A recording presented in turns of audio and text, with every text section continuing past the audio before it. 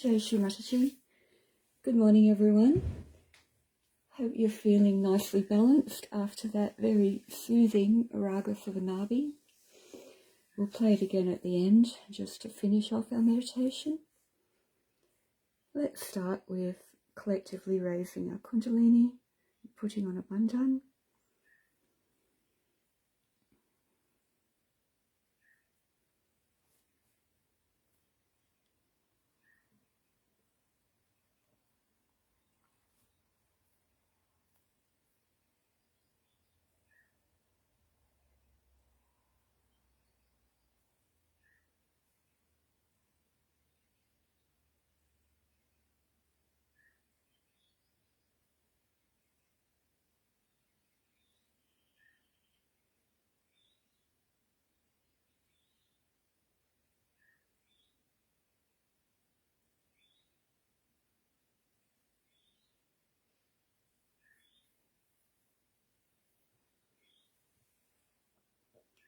Let's completely surrender to Shri Mataji.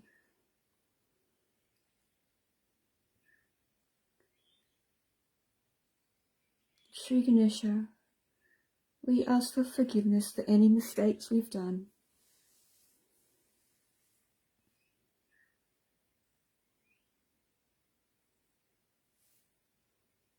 There's a talk in Hindi from the early days where Shri Mataji says for morning meditation to keep asking for forgiveness until we go into thoughtless awareness. So if struggling with thoughtless awareness, let's in our heart ask for forgiveness.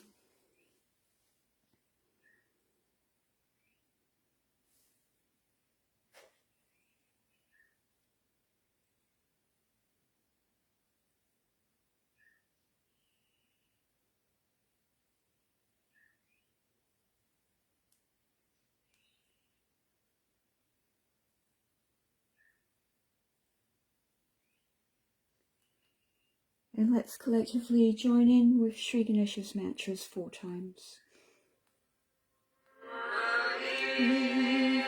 Sahaja, Shri Ganesha, Sahaja, Shri Adi Mataji, Shri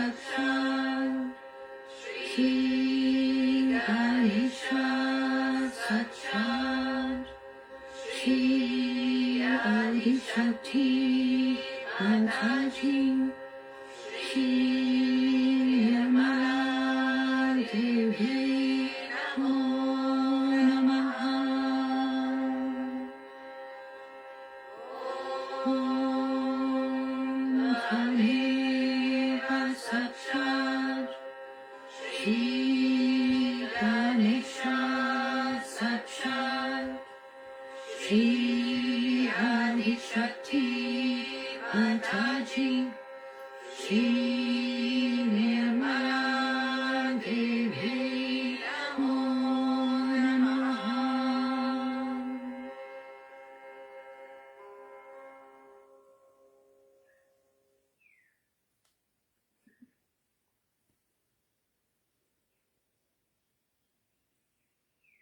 attention in Sarastra, and absorb those vibrations for a few moments.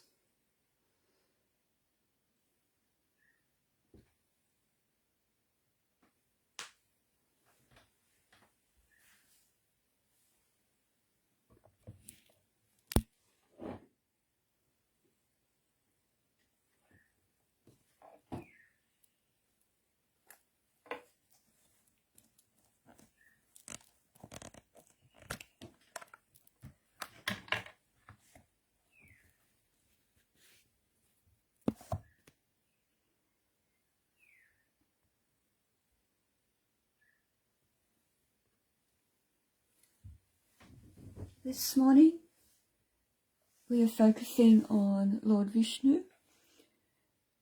Let's pray to Shri Mataji and Shri Vishnu that we absorb the vibrations of Shri Vishnu, that our Nabi and our evolution increases and settles, and that we learn something new to help our ascent.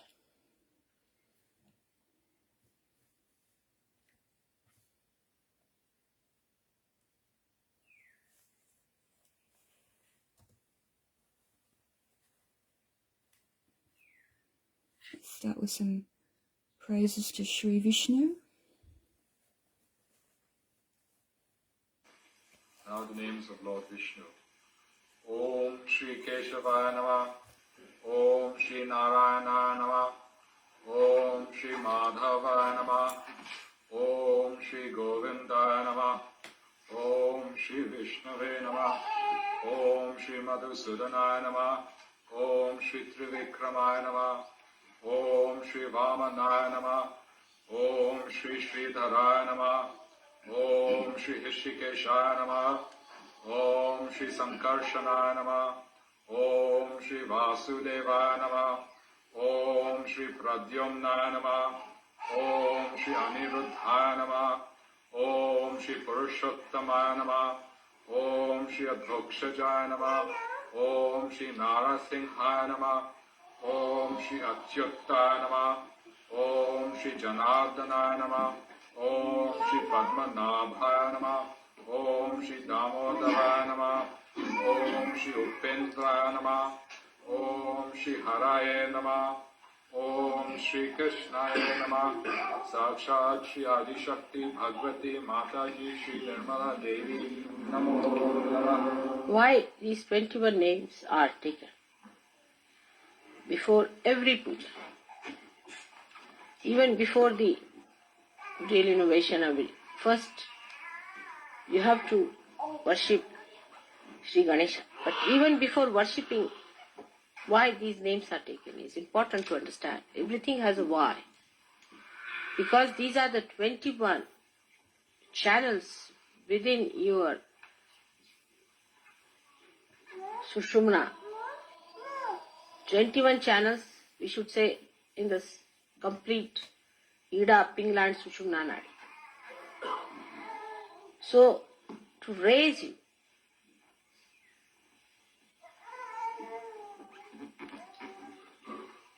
absolutely, to give you the ascent, 21 channels in Ida, Pingla, Sushumna. So one would say 7 channels in the Sushumna Nadi. But these 7 channels are divided, multiplied by 7 into 3. So every channel has got 21 channels.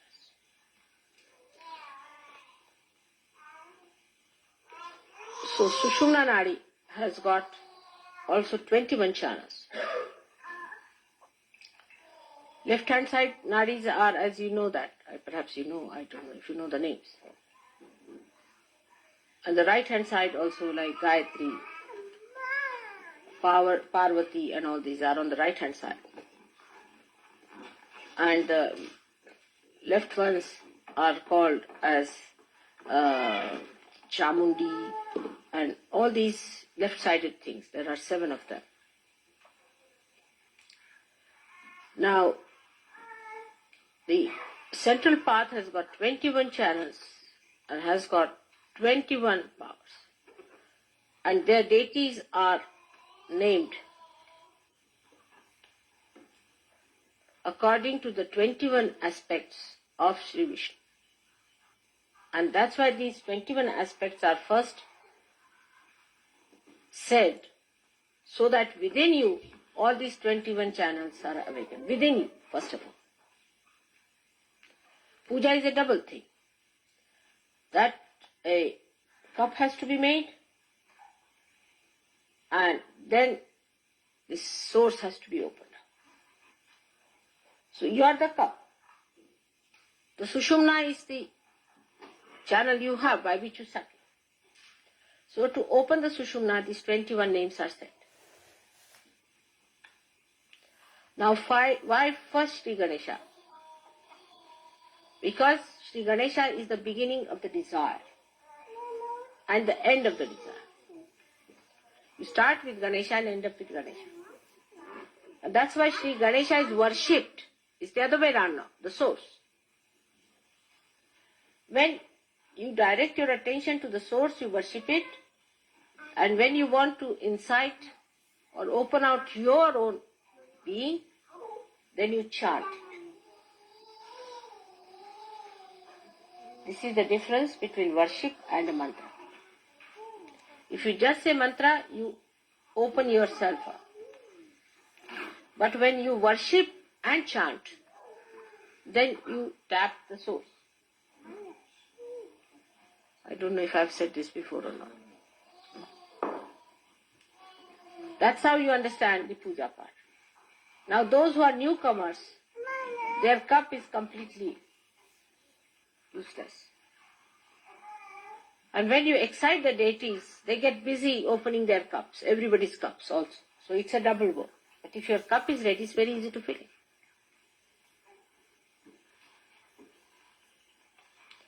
So now these 21 names, I think you should take again with the understanding is better.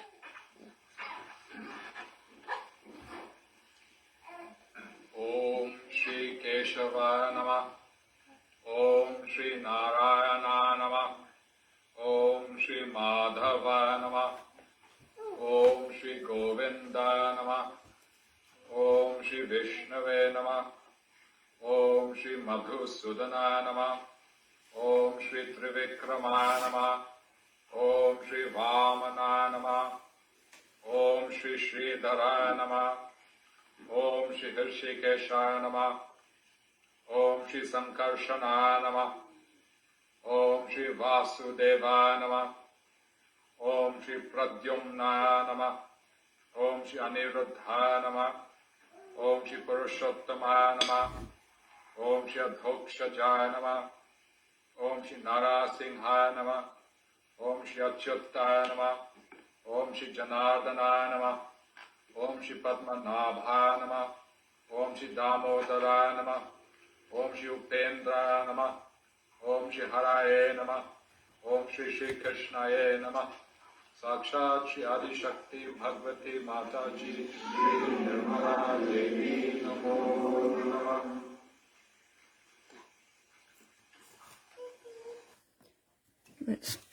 Let's meditate quietly. Our attention in Sarastra.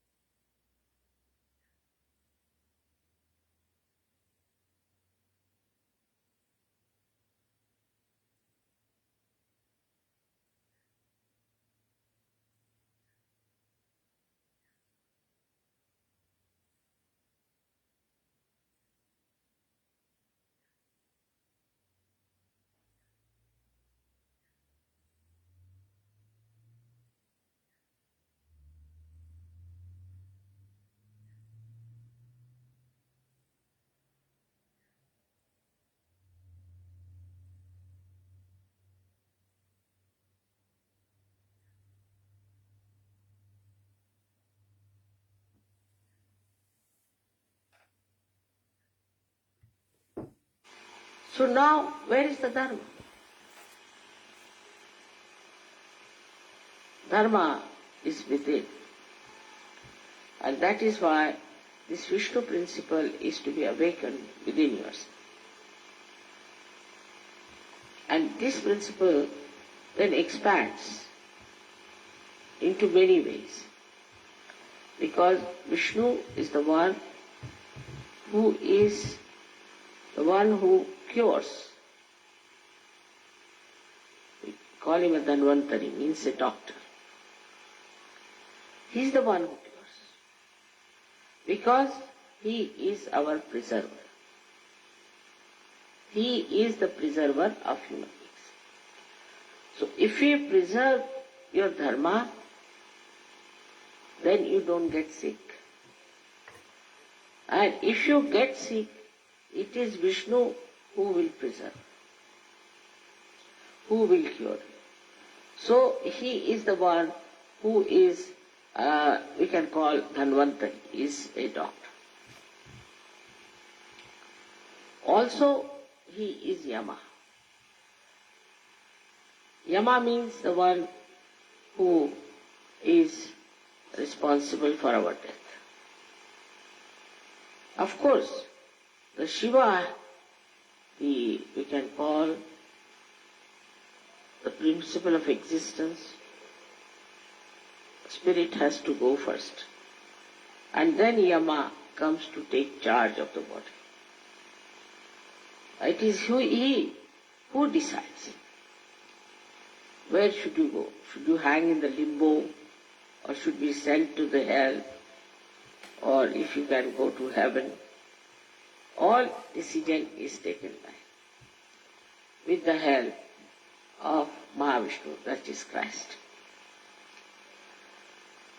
So his job is to come when there is a dead body lying, to take away the spirit, and judge the spirit and put it in its proper place.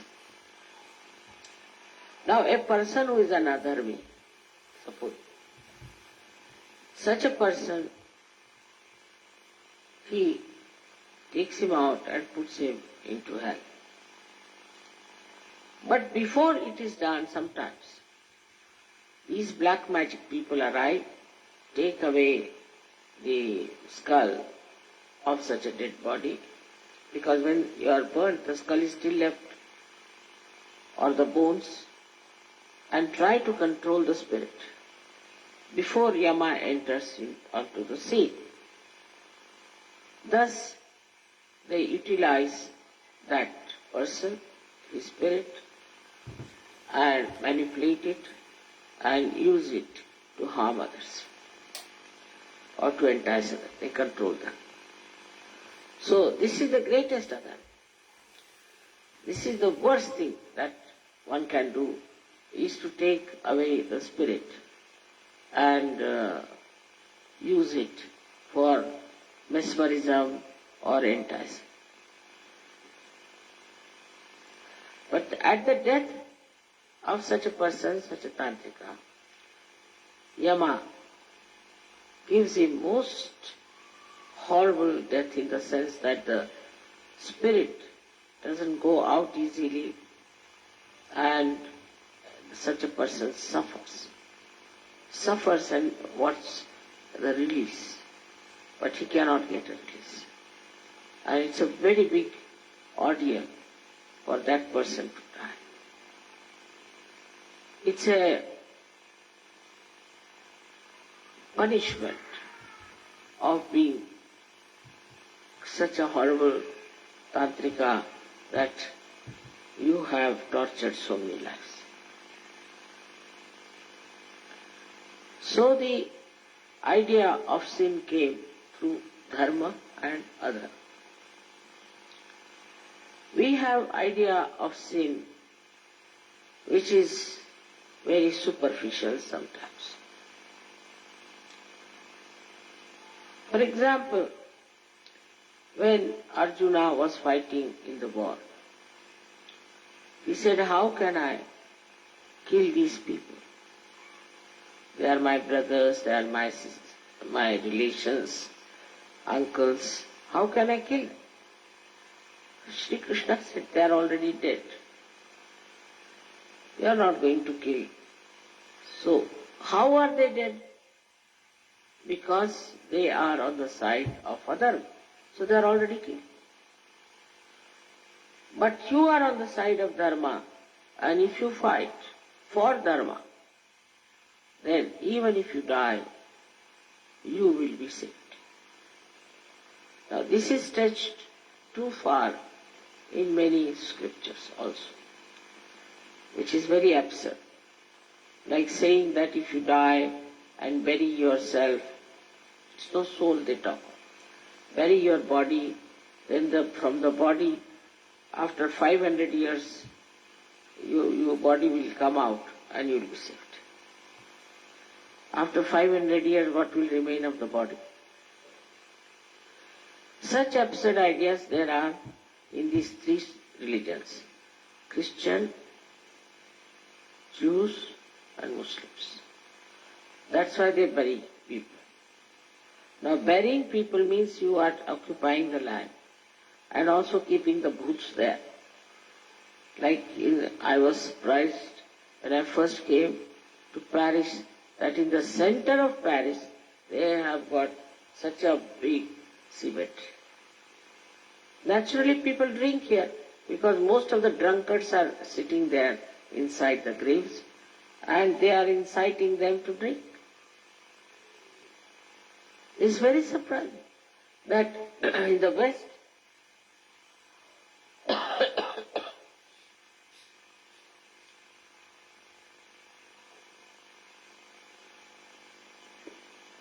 they have such absurd ideas that when you will be buried, then you will be resurrected like Christ.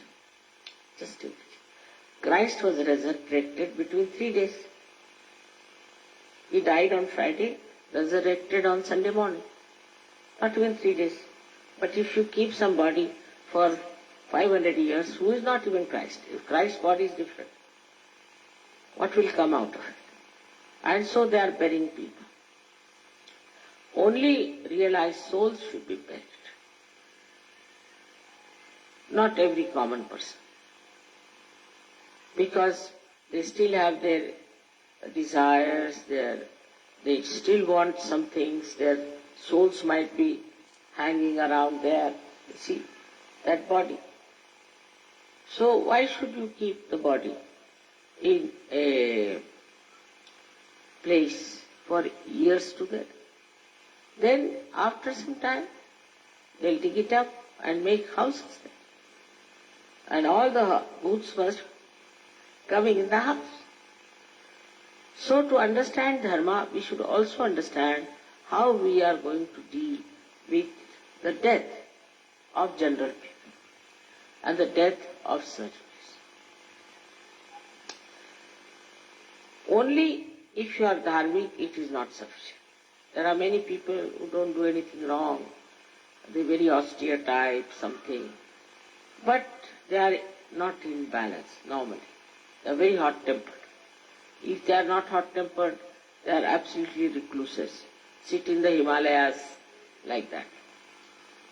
But those people who are dharmic in the real sense of the word, once they ascend to the state of Virat, then only they are the people who should be preserved. Their body should be preserved.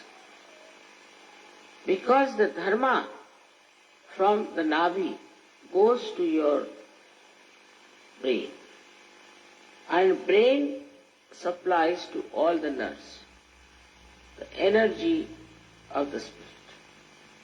So the whole body of a realized soul is full of vibratory awareness. If such a body is buried, you can even get fragrance. And from a distance you will know that there is some saint being buried. If you remember, there are 7 photographs of mine where the light is falling on me. That was a village called Mia Kitakle. They told me that Mia, one Sufi saint, died in this place, so he is buried here. Immediately I felt the vibrations. And when I was sitting on the dais, I saw him in the form of light. And he started throwing light on me. And I was very happy, but when I stopped, he stopped. He didn't become a bhoot. No, he did not. He became the light. And wherever it was necessary, he showed his presence. So we are following some dharmas. In Sahaja Yoga, you are supposed to follow Vishnu principle.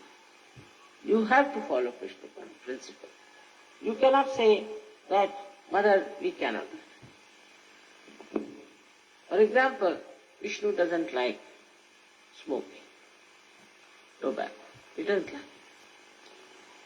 He doesn't like alcohol.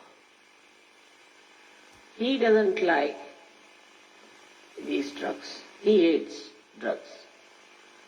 He doesn't like many medicines that human beings are producing. For example, these antibiotics, if a Sahaja Yogi takes, he'll vomit. It is a real surgery. Whatever may be the quantity, whatever may be the quality, so many medicines he cannot take. So automatically you become like a Brahmin who avoids, no, not this. Then you won't go and have food in a place where there are people who are against Sahaja Yoga or who are not dharmic at all. You won't like it. I don't have to tell you that don't look at the women. You won't. You won't look at it. Automatically. Your eyes out of Dharma will become steady. Nor will I have to tell women that they should run after men. Very few are like that who are struggling still. But most of you just drop all these bad habits and come to a state where you just automatically become Dharma. Because when the Kundalini rises,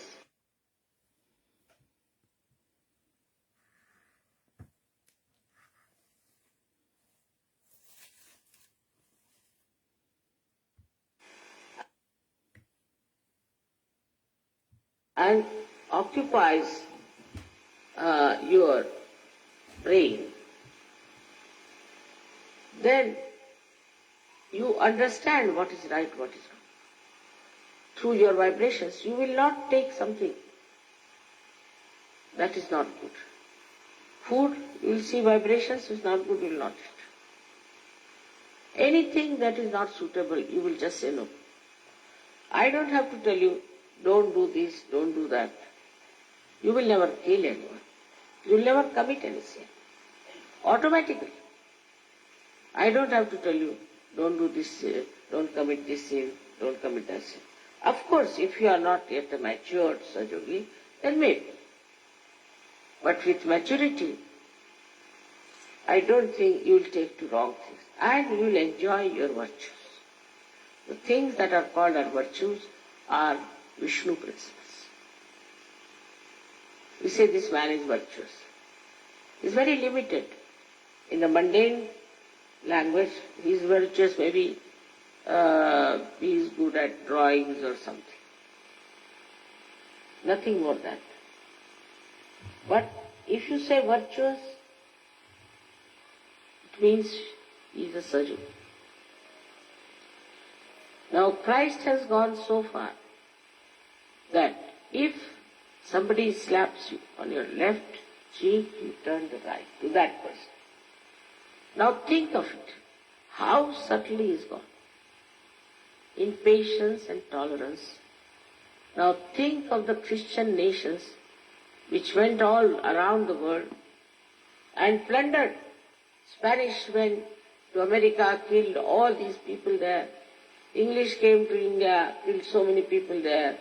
Then some French also went to various African countries and finished them all. These are supposed to be Christians.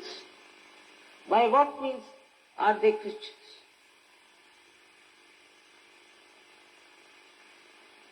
not only that you have to not to aggress, that's not the only point. If somebody aggresses you, then you turn your another cheek to that person. This was said by Christ. Every commandment he has tried to bring down to the level of Sahaja. How the beauty of Sahaja will shine through you, and how you will express your spirit, which is in the Matthews. Shri Mataji, I'll post the link in the comments. As always, it's best to get Shri Mataji's talks in full perspective. Shri Mataji, please take us all deep into meditation together.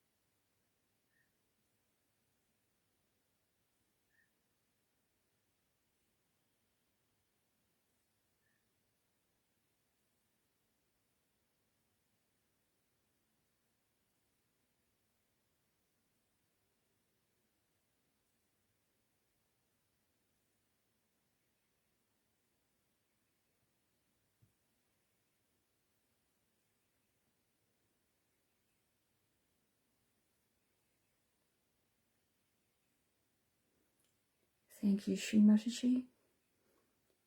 Thank you, Shri Vishnu. Thank you, Shri Ganesha, for our meditation this morning. We pray to remove all the obstacles from our Dharma. Please keep us on our Dharma today and moving forward, and help us get back onto the right track, onto the central channel if we slip off our Dharma. Thank you, everyone. Have a beautiful Dharmic day. All the links will be posted in the comments. Jai Shri Mataji.